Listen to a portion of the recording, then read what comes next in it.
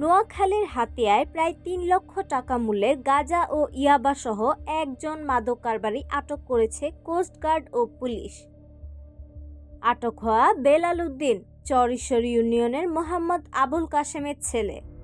রবিবার মধ্যরাত ১টায় coast guard station Hatiya ও পুলিশের সমন্বয়ে হাতিয়া সাগরিয়া বাজার এলাকায় একটি যৌথ অভিযান পরিচালনা করা হয়। অভিযান চলাকালীন সময়ে ওই এলাকায় তল্লাশি চালিয়ে প্রায় ১,৮৬,০০০ টাকা মূল্যের ৬ কেজি ২০০ গ্রাম গাঁজা ও ৮৫,০০০ টাকা মূল্যের ১৭০ পিস ইয়াবাসহ একজন মাদক কারবারিকে আটক করা হয়। জব্দকৃত আলামত এবং আটককৃত মাদক কারবারির বিরুদ্ধে পরবর্তী আইনানুগত ব্যবস্থা গ্রহণের জন্য হাতিয়া থানায় হস্তান্তর করার কথা জানায় কোস্টগার্ড।